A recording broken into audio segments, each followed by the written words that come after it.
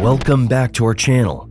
I'm your host, and this is The Crime Files, where we bring you captivating crime stories of all time. In the shadowy world of illicit drug trade, one name reigns supreme: the Mocro Mafia. It's about who controls the underworld, and that's where it's about.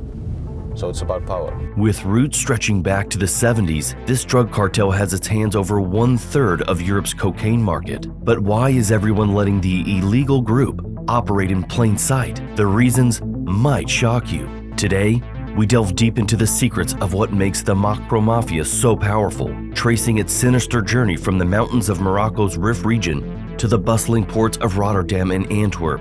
Brace yourself for a tale of corruption, violence, and strategic alliances as we uncover the mysterious forces that drive this criminal kingdom. But before that, it's important to understand the roots of this vicious mafia group.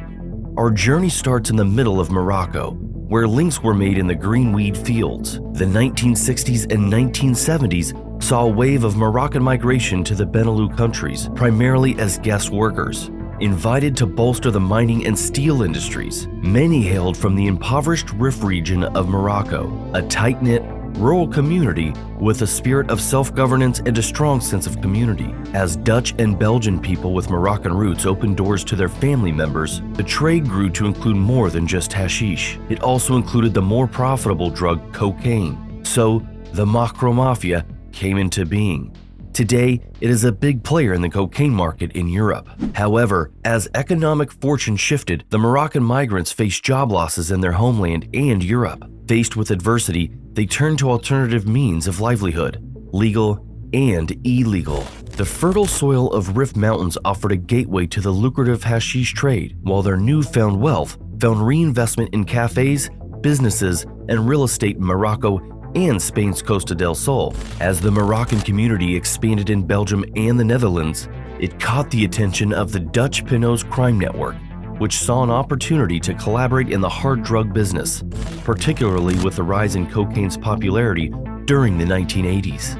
The once humble hashish traders were morphing into a more sophisticated crime network, willing to cross borders and resort to violence to secure their place in the drug trade. Meanwhile, international drug networks were taking shape, and South American cartels found strategic routes through West African countries like Ghana and Senegal. Morocco's advantageous geographical position and large European diaspora soon made it a pivotal hub for drug export. The Rif Mountains and port cities like Tangier and Tétouan played a crucial role in production and trafficking, while Europe's Antwerp emerged as the European trafficking capital alongside Spain. The impact of this booming drug trade was not confined to the streets. A darker side of corruption emerged, raising questions about the Netherlands' financial system.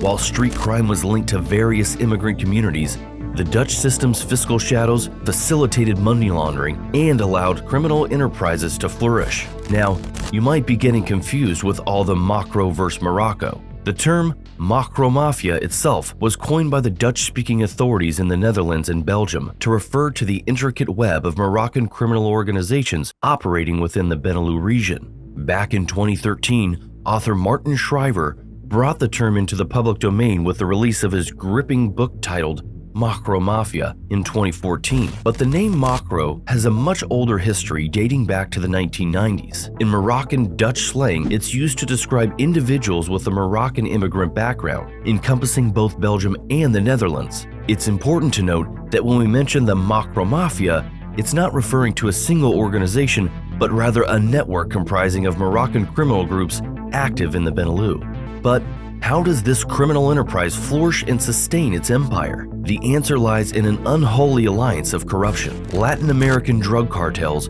seeking safe passage into Europe, found willing partners in the Mocro Mafia. With the power to corrupt government officials, this alliance became a strategic cornerstone for trafficking cocaine across continents. The Mocro Mafia knows that to maintain its stranglehold on power, the money must flow through pristine channels. Belgium and the Netherlands play vital roles as money laundering centers, providing an ideal environment for drug traffickers seeking to reinvest their ill-gotten gains. Antwerp, the dazzling diamond capital, offers an alluring destination for cleaning drug proceeds, sometimes concealed within the precious stones. Meanwhile, the Netherlands boasts a highly digitized financial sector, the perfect playground for creating shell companies and camouflaging illicit fortunes. But, as they say, absolute power corrupts absolutely. The Mocro Mafia has never shied away from bloodshed to expand its reach. Over 100 lives have been claimed in brutal confrontations with rival drug traffickers. Assassinations of high-profile figures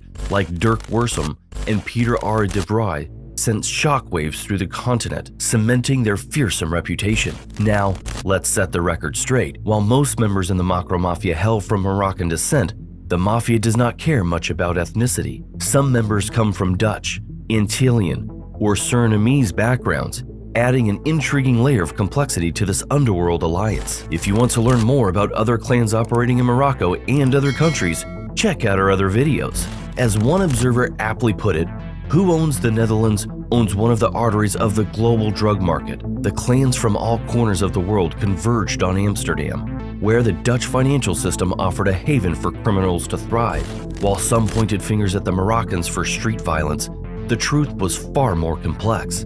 The Dutch system's allure and leniency played a significant role in attracting and harboring criminal activities. Though the Dutch authorities may not acknowledge its existence, experts have identified the Mocro Mafia's presence, growing bolder with time. In a daring act, they orchestrated the murder of a journalist in Amsterdam last year, presumably to silence investigations into their activities. But it doesn't stop there. The audacity of this criminal group has even reached the royal family, with Princess Catherine Amalia of Orange having to abandon her student apartment and live confined within the palace due to increased security measures protecting her from potential threats. Not even the country's political leaders are immune to the Mocro Mafia's reach. Prime Minister Mark Rutte was compelled to relinquish his daily bicycle commute to work due to threats on his life. Additionally, several members of his cabinet required heightened personal security. The pressure proved too much for the deputy prime minister, who decided to leave politics altogether as a precautionary measure. As we continue our journey through the Mocro Mafia's power, we stumble upon a figure whose name alone sends shivers down spines: Rudon Taghi. According to Dutch journalists' investigations, Taghi reigned supreme over this colossal crime operation from 2015 to 2017. Born to Moroccan immigrants, his ruthless methods earned him a reputation steeped in blood and terror. In 2019, the long arm of justice finally reached Taghi in Dubai, and he was arrested, accused of orchestrating 9 chilling assassinations.